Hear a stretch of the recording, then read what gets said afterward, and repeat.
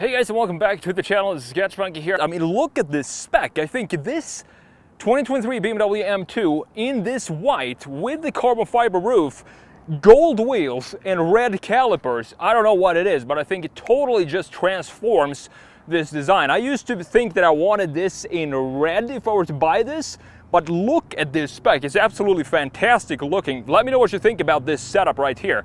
This is the 6-speed manual. I did review the automatic, so it's gonna be very interesting to see how this one drives compared to the automatic, which I absolutely loved. I think that's one of the best automatic transmissions in the business right now.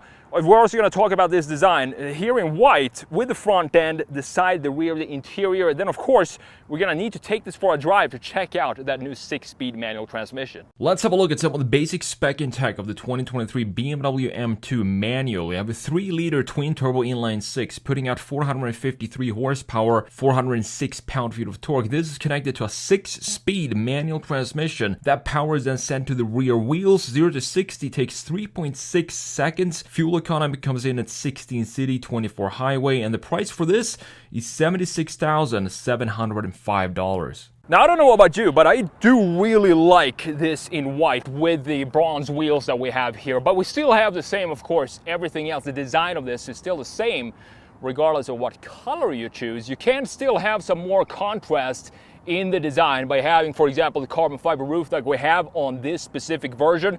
However, looking at the front end, compare this to the previous generation M2 and just how big of a difference it is when it comes to design philosophy. I think BMW right now is just throwing stuff on the wall, see what sticks, and then try to go in that direction, because every single model in their entire lineup right now look completely different. And this is also a very unique design in the lineup.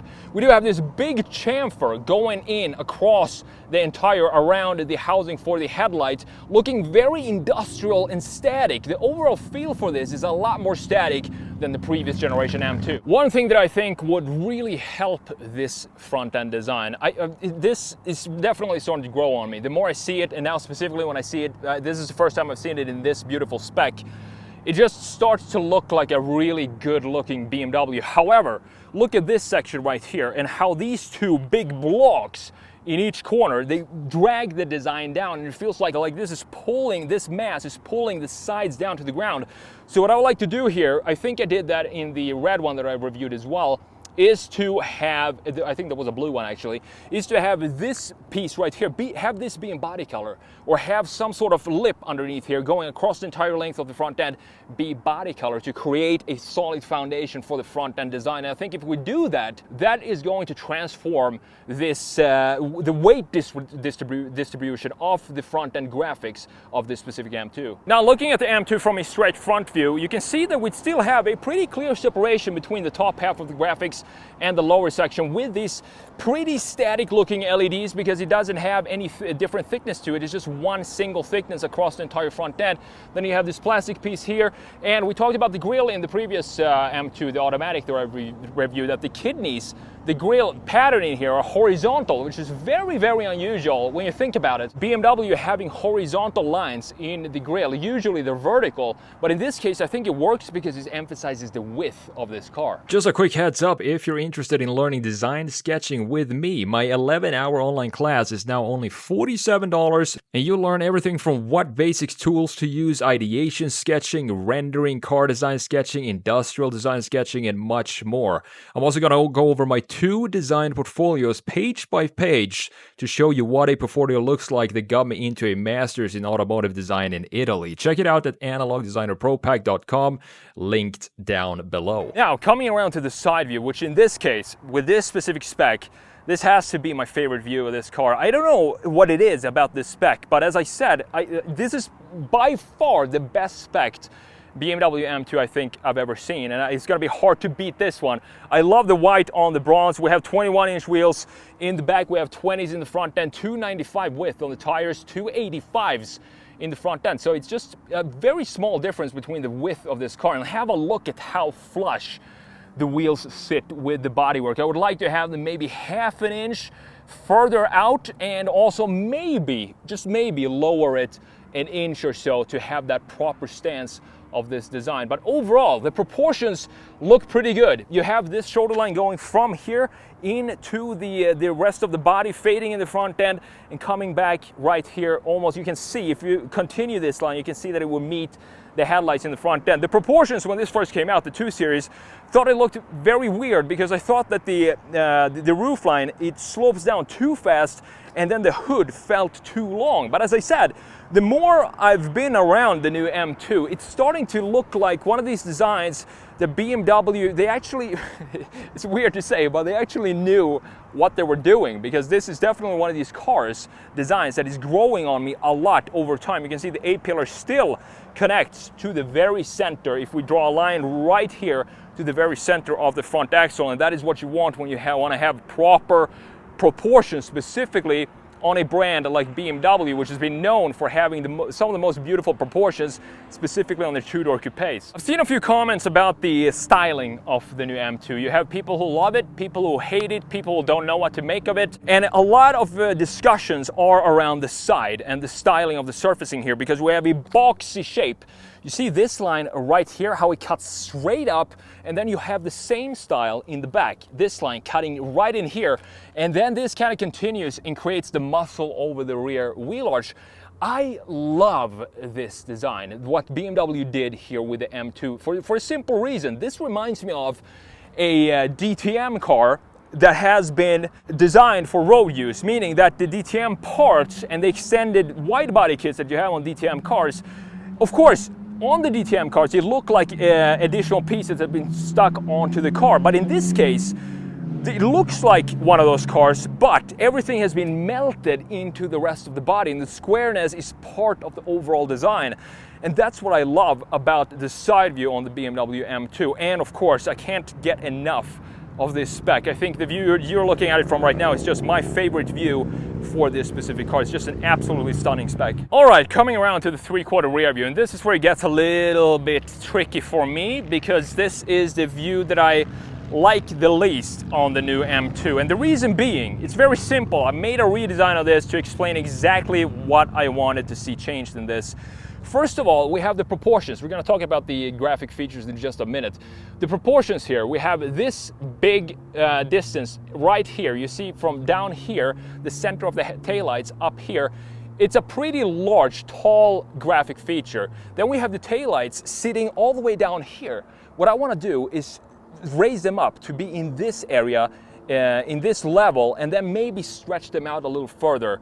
Moving further down, we do still have these boxy shapes that we have in the front end in the spoiler, and I think that's a good idea to have some connection to the front end in the rear by having these squared off pieces in the bumper in the rear. So I think this is actually a good idea to bring this squareness in to the rear end as well. Now let's have a look at this piece right here, the tail light, and what's going on with that. What I think they should have done here is to make this a little bit more dynamic. Right now we have the same thickness going all around the tail light with a lot of black plastic going around it. We do have an LED indicator, as you can see, that's on right now. I think that's a good touch to have a single little strip of LED right there, but I would like to have some different thicknesses and make this a little more juicy, the LEDs that goes inside the taillight as well. It is a nice sculpturing to it because we have some 3D features on the taillight itself. Now looking at the M2 from a straight rear view like you're doing right now, they still have one thing intact, BMW, when it comes to their cars, and that is to plant the car, you know, sumo squat the car, as we talk about a lot here on the channel. And that, what I mean by that is have these big wide fenders stick out a little bit, have the wheels being almost flush from factory. You can of course adjust that afterwards if you want to. And if we look all the way down here, we do have a very squared out integration of the diffuser, and this is one detail that I wanted to change as well, to have some sort of more of a soft integration with the diffuser in the back. It looks very hard and rough, just crammed in there, and doesn't have enough space to breathe. But we do have quad bazooka tailpipes, and again, this white with the black graphics all around the car, it just looks so good, and that goes for the diffuser as well. Even though it would be cool to maybe have this being carbon fiber, I'm not sure if that's an option. That would probably be like $5 grand just to have the diffuser in carbon fiber, but it would go well with the carbon fiber roof. Well, hello there, and welcome to the interior of the manual BMW M2 2023 model year. Let's turn the AC down a little bit, and to do that you have to go in, I forgot, into the climate setting in the software, since we don't have any physical buttons for it, but that's just the world we live in these days. Up top we do have this integration of both the infotainment screen and the gauge cluster. I'm starting to get used to this integration. Do I like it more than I did before? Not necessarily, but it doesn't bother me as it's not, you know, a shock anymore just to see this big screen up on the dash. I'm not sure if that's a good or a bad thing. And in here, we talked about this infotainment so many times before. You have the climate menu where you have the heated seats in 3 different levels. You don't have cooled seats in this case. It's not optioned with it. You have the fan speed as well, and you know where you want the air to blow with and all that fun stuff for the infotainment, for the climate control. If we go into the home screen, you do have the navigation here, which you can pop up. And what I do like about this is that the screen is pretty big and it gives you a big view of the navigation. Again, me personally, I would always use Apple CarPlay, and that would just work out fine to have in this BMW M2. One thing again that I do want to change is this integration here, just how this is mounted onto the dash. It feels a little lazy, to be honest, to have this bracket all visible like that. I do know the BMW can do better than that. Further down, we do have some carbon fiber in here, looking very nice. Carbon fiber down here as well. You do have these vents looking pretty normal. There's nothing crazy going on about these vents like we have in the 7 Series, for example. This little knob at the bottom, this is a lot more my style, to have it be straightforward and functional like it is. Further down, you do have the volume knob for the radio. Sounds pretty good, and you also have the hazard lights right there, and that's pretty much all the physical buttons that you have in this specific BMW M2. Underneath this carbon fiber lid, you find some storage, and you also find 2 cup holders right here with a USB and a 12-volt outlet. Let's close that down so you can have a look and you know, appreciate this beautiful carbon fiber that we have going on here. Now, this is the big thing about this specific BMW. First of all, the cool thing about this is, first of all, the spec. The second thing is that we do have the 6-speed manual transmission. I've heard a lot of different things about this manual, so it's going to be interesting to see how this actually performs when we take this for a drive. I do remember how I felt about the automatic transmission and just how nice that was in the previous M2 I reviewed. So it's going to be nice to compare that to that. You have a couple of buttons here, this typical BMW buttons. You have the parking sensors, traction control on and off. You have the start button, setup. If you click setup here, you can set up your car as you want. You have Sport Plus for the chassis, let's put it in that. And you also have the settings for the traction control, how much traction control you actually want to have. You can go into steering and brake, and everything right now is in the sportiest setting. As you can see, engine, put that in Sport Plus as well. Of course, that's the most important thing that I forgot about. Moving further back here, you do have this knob that I think you're probably used to by now as well. You can use the touchscreen, or you can use this dial and buttons integrated here in the center console to control what's going on in the infotainment screen. You also have the parking brake and the traction control button right here. Further back, you do have some blue stitching on this leather, looking nice. I do like the white with the blue here, giving this frosty look for this interior. Underneath here, you do have USB-C, and you do have some more storage down here, and a sort of flap to hold your phone, which is pretty cool. Not something you see every day. Moving on to these seats, very nice looking seats. These look gorgeous to me. I do kind of prefer these over the more hardcore setup that we have. I think you can get it in the M2, but I do know you can get it in the M3 and M4. We have this carbon fiber piece in the middle and very hardcore, almost race looking seats. They're still very sporty, but they still have a lot of comfort in them with some serious bolstering. M2 logo in the headrest.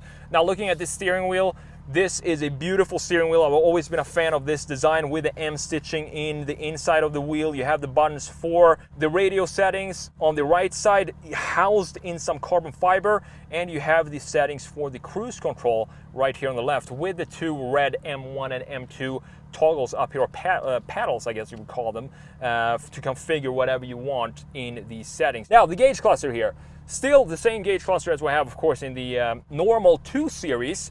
And as I said, I'm starting to get used to this. I do like the graphics that we have inside of the gauge cluster. I'm not a huge fan of the graphics that we have in the infotainment screen. However, the gauge cluster graphics look very nice because we have this long bar that is the tachometer, so it's very easy to see when it's time to shift. And you also have it up here in the head-up display, which is fantastic when you're taking this for a drive and you don't want to look down. You want to know exactly when to shift. To the left side of the gauge cluster, you do have a vent and you have these settings for the lighting control. Looking up top, this has, of course, a carbon fiber roof, so you can't expect it to be a sunroof here, which is completely fine. Moving on to the doors, we have this M pattern in the door itself, coming again with the blue stitching going around the grab handle itself, with some metal pieces up top, feeling very high quality. And then you have these triangles in the very far back of the door, adding some nice styling overall to the door panel itself. Looking at the glove box, we do have a proper size glove box in the BMW M2. The rear seats look pretty normal sized. I guess I would fit back there, but it wouldn't be too comfortable for a very long road trip.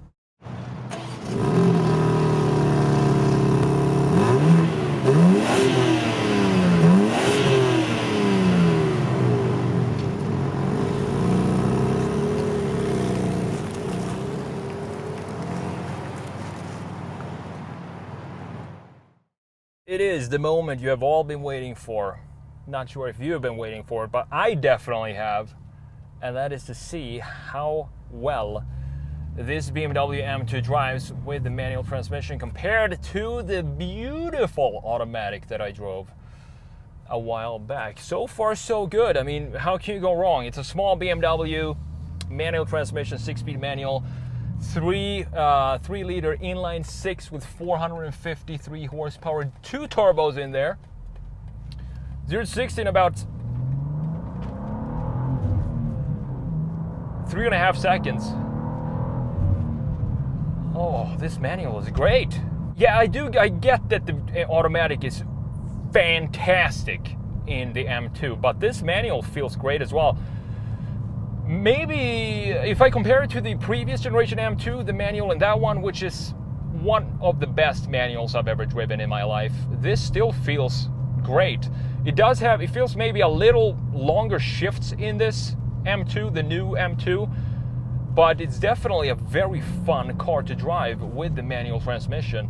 It's so funny to think about BMW design these days. Like, what is going on with their entire lineup? I mean, every single car, as I said before, every single car just looks completely different from the other. And I don't think I can't remember a time in BMW's history, design history, when there have actually been this messy when it comes to their designs, and just not have one single red line that all their cars follow in the lineup. And I don't know if that's a trend that they're going to continue with, or if they're trying to figure out what their next design language is actually going to be like.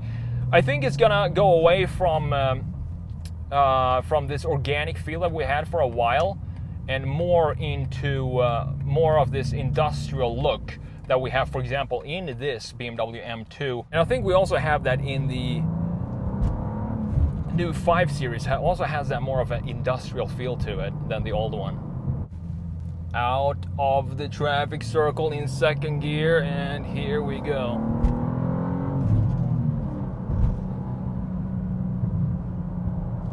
The clutch is very long as well. The clutch pedal feels, the play in it feels very long.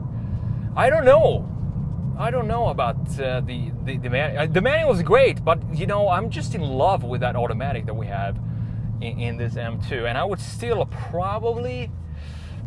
would probably go with an automatic transmission for this M2. I know I'm not supporting BMW's effort in actually keeping manuals alive, but you know, I just think that the dual clutch, it is so snappy, so fast, and it's just an absolute blast to drive. And so is this.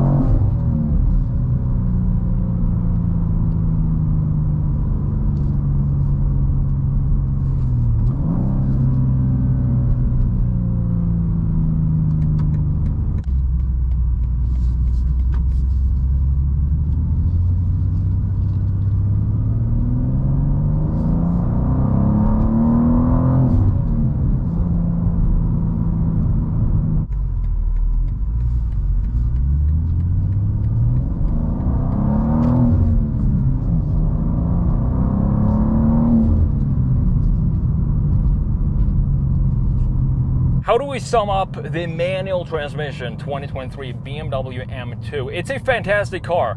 The manual is still great in BMWs. I do really like this manual, but I don't love it as much as I did the automatic transmission. That's just a fact. I can say that I love the manual more, but that would be a lie, and I don't want to lie to you. So that's why if I were to buy this today, I would go with the automatic transmission. Thank you so much for watching. I will see you in the next video.